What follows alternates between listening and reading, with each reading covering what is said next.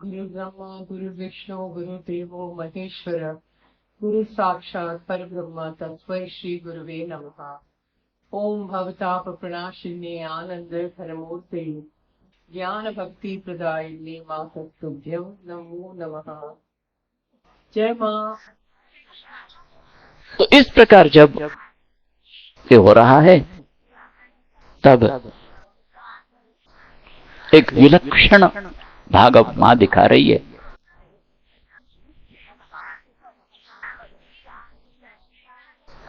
उन्नीस सौ 22 की झूलन पूर्णिमा का दिन आ गया है।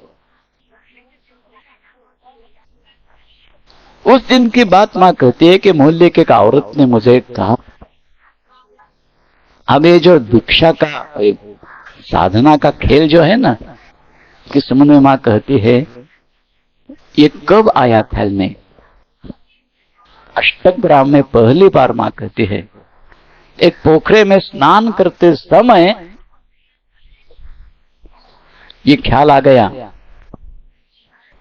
कि अब साधना का खेल करेंगे। अष्टग्राम में आया है, पहला ख्याल है। सब साधना लीला का वजह क्या है वहां बता दिया है। अष्टग्राम, ग्राम जहां निवास करते हैं कोई, ग्राम करते छोटा सा भाग जहां छोटी बस्ती है, सिर्फ बस्ती नहीं उससे ज्यादा, फिर बड़ा शहर नहीं उससे छोटा। तो इस विश्व ब्रह्मांड में अनंत जीव तो है ही, लेकिन एक छोटा भाग उसमें से, फिर भी वो भी सबका स्पर्शी, सबका स्पर्श करने वाला। कौन है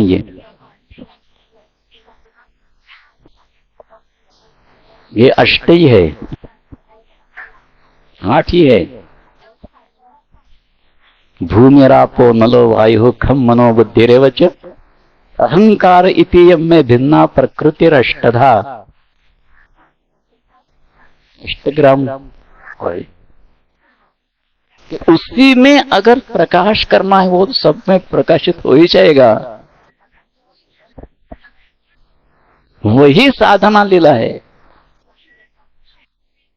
इस प्रकृति में ही जो कुछ उत्पन्न किया जाएगा, पूरा विश्व प्रकृति से बना है, इसलिए सबको इसका लाभ हो जाएगा।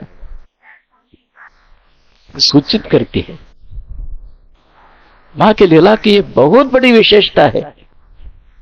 जो विशेषता हम श्रीमद् भागवत में देखते हैं ना, कि वहां का हर एक नाम, गांव, सब कुछ, व्यक्ति, घटना, सब कुछ विशिष्ट अर्थ रखती है, उसके कुछ अलग अर्थ हो जाते हैं।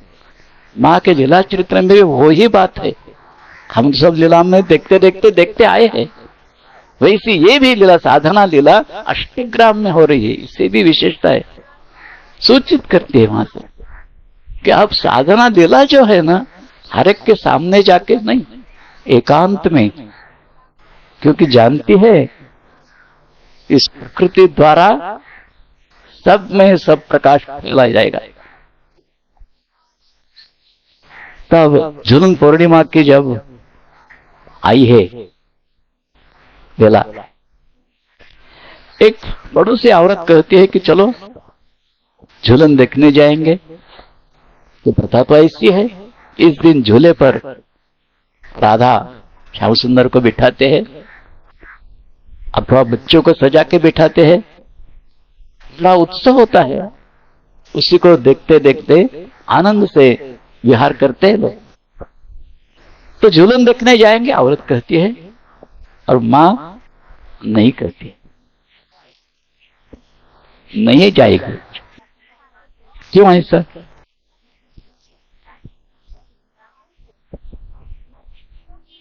कुछ विलक्षण भाव हो रहा था, शरीर की अवस्था अलग हो रही थी।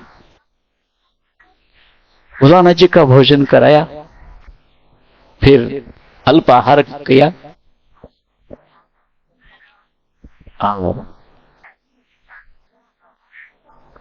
थोड़ी दूर बैठ गए उनसे। बैठने के बाद मां कहती है, कहां बैठी? ईशान्य दिशा में, यानी उत्तर पूर्व के बीच का जो कोना वो ईशान्य। मां के प्राकट्य के समय भी मां के मुंह से ये बात निकली है, मस्तक ईशान्य की तरफ। ईशान्य दिशा ये सब दिशाओं में से भगवत दिशा ये ईशान्य ही है। सब पुण्य ईशान्य दिशा में। तो इस दृष्टि से ईशान्य कोने की तरफ मुंह करके बैठ के शरीर स्थिर हो गया है। उसके बाद लिपने की तरह क्रिया हो रही है, माने सब लिंपन किया ऐसा नहीं, उसके तरह क्रिया हो रही है। फिर यज्ञ मंडल की तरह कुछ लिखा गया। फिर आसनस्थ होकर जमीन पर लेट गया शरीर, आसन लगा के भूयिष्ठ। अगर अपने आप ना हो जाए तो कोई करे, ये हो ही नहीं सकेगा। ये आगे कहते हैं, फिर हाथ घूम घूम कर एक अक्षर उस वेदी पर लिखा गया। जो नीचे गिर गया, हाथ ऊपर है, और घूमकर समझो कोई अक्षर लिखना है, मुझे वो लिखना है, तो हाथ घूमेगा और वो लिखेगा। उसी के प्रकार हाथ घूम घूम कर उस वेदी पर एक अक्षर लिखा गया। अक्षर अंकित तो हो गया। उसके बाद विभिन्न प्रकार के मंत्र, हवन आहुति जैसे देते उसी प्रकार, और जिस द्रव्य के आहुति देंगे वो द्रव्य भी मंत्र, आहुति का मंत्र, आहुति के लिए जो विशिष्ट सामग्री है, विशिष्ट देवता को विशिष्ट द्रव्य की आहुति दी जाती है। तो जिसका हवन होने वाला है उस देवता, जिस देवता का, उसी के अनुसार यज्ञीय द्रव्य भी, हविर द्रव्य भी उसी के ऊपर अपने आप उत्पन्न हो गया। तो अपने आप, ये क्या बात है? मन में आया, इसके साक्षी तो भोलानाथ जी है और कोई नहीं है वहां। अपने आप उत्पन्न हो गए। जैसे जादू और कोई वस्तु उत्पन्न करता है, उसी प्रकार अपनी असीम शक्ति के द्वारा उत्पन्न किया। क्या अर्थ है अपने आप उत्पन्न हो गया माने क्या? इसका जवाब तो ग्रंथ में नहीं है। हमारे मन में ये भाव, प्रश्न अपने आप को लेकर बहुत सता रहा था। मां को पूछने की तो हिम्मत होती नहीं थी कि अपने आप उत्पन्न हो गया है कैसे, तो पूछने की हिम्मत नहीं होती थी। फिर एक बार पूना में गुरुप्रिया दीदी का निवास था। मां और गुरुप्रिया दीदी थी, भी गुरुप्रिया दीदी को वही रख के मां गई। एक नीलिमा दीदी नाम की एक दीदी थी, वो भी वहां रही थी उस समय। तो उन्होंने सूचित किया हमें कि दीदी को पूछ लो, वो तो ठीक जानते हैं सब कुछ, मां के सब भाव उनमें है। गुरुप्रिया दीदी से पूछा कि अपने आप उत्पन्न हुआ माने क्या? प्रत्यक्ष उत्पन्न हुआ या भावराज्य में ही? सिर्फ हंसी, वो कुछ बोली नहीं।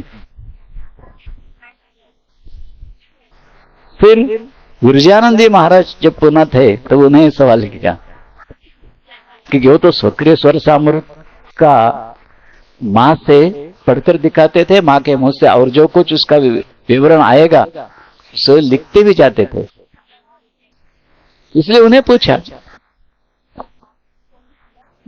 वो तो बड़े उग्र प्रकृति के, तो ऐसा ही पूछा मुझे, अशोक माँ की बात पर विश्वास नहीं करता?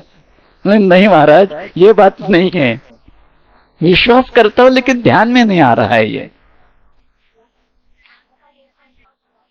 कुछ बोले नहीं वो भी।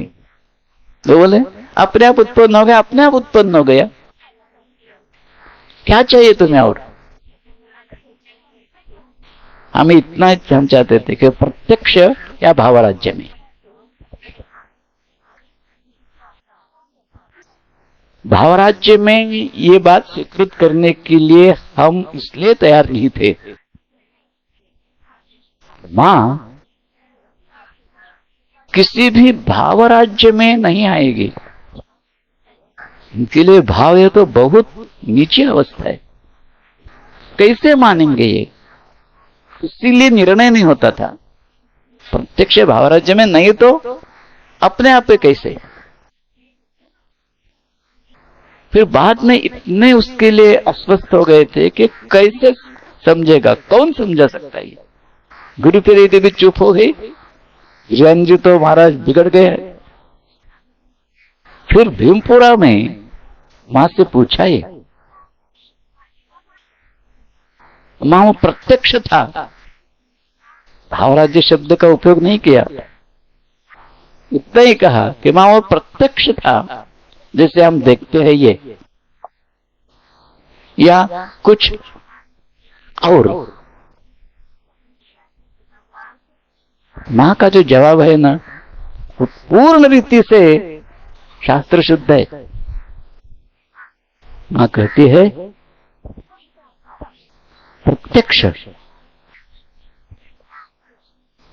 तुम देखते हो, सुनते हो, ये प्रत्यक्ष। हाँ, माने तुम जिसका अनुभव कर सकते हो वो प्रत्यक्ष। लेकिन कई बातें ऐसी है जो इंद्रियों के द्वारा, उपलब्ध इंद्रियों के द्वारा समझे नहीं जाएंगे। दूसरा कुछ इंद्रिय हो तो उसके द्वारा जाने जा सकती है, वो भी तो प्रत्यक्ष होगा।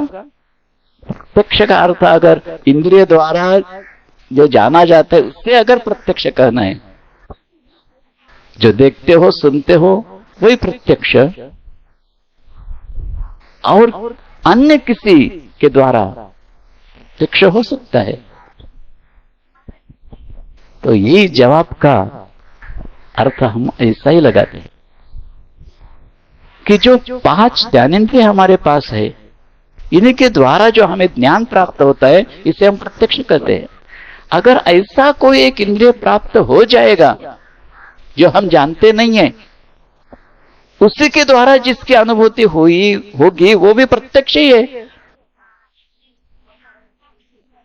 तो मां के पास तो सब प्रकाश है।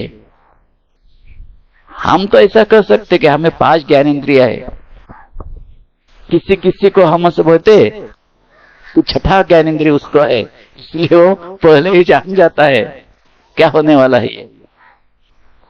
इस प्रकार और कुछ ज्ञानेंद्रिय अगर हो, जब साधना करते हैं ना तब इस बात का पता चलता है किस प्रकार की अनुभूतियां कैसी कैसी होती है। तब इस जवाब जो माने दिया है उसकी पूर्ण सत्यता ध्यान में आती है। यहां तक ये बात कि सब अपने आप उत्पन्न हो गया। उसी के बाद फिर क्या क्या हुआ? पहले पंचदेवता आदि का जो पूजन होता है, ये पहला कांड जो है सूक्ष्म रीति से उसका सब उल्लेख किया है।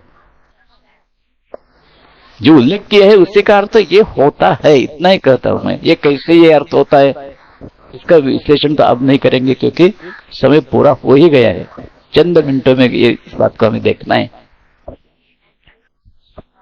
तो ये सब हो गया। फिर प्रधान देवता का पूजन। देवता ने आप प्रकट होती है। प्रकट होने के बाद अपना मंत्र बता देती थी, ये मेरा मंत्र। उस मंत्र के द्वारा उस देवता का पूजन सब अपने आप हो रहा है। उस पूजन के बाद आखिरी में क्या होता है? पूजन भी कैसा होती है? इस ब्रह्मरंध्र से बाहर उस देवता को सामने के आसन पर प्रस्थापित करेंगे। फिर उसके पूजन के अनुरूप सामग्री अपने आप उत्पन्न, इसी से पूजन। बीज मंत्र जो वो देवता अपना बताती है उसका जप, फिर हवन, और फिर जिस मार्ग से वो देवता आई, बस उस प्रकार यहां से उठकर अनाहत तक आएगी और फिर बाहर निकाली गई। उसी प्रकार अब यहां से उठाकर फिर समाविष्ट शरीर में, फिर दूसरी देवता, फिर तीसरी देवता, इस प्रकार अशेष देवता, कोई भी नहीं रहेगा उसमें, सब के सब। इसे दीक्षा कहते हैं। मां इसे स्वयं दीक्षा कहती थी। स्वयं दीक्षा, स्वयं गुरु, इसलिए स्वयं दीक्षा ऐसा भी कह सकते हैं, अथवा स्वयं दीक्षा। यही दीक्षा का स्वरूप यही है। तुम्हारे अंदर में सब कुछ है, सिर्फ उसका प्रकाश, यही दीक्षा है। तुम्हारे अंतरंग में जो है ना, विद्यमान अस्तित्व जो है, उसका प्रकाश, यही दीक्षा है, यही मात्र। तो इसी के साथ के सत्र को हम यही विश्राम करते हैं। ओम भवताप प्रणाशिनी आनंद घनमूर्ति ज्ञान भक्ति प्रदायिनी मातरम नमो नमः। जय मां।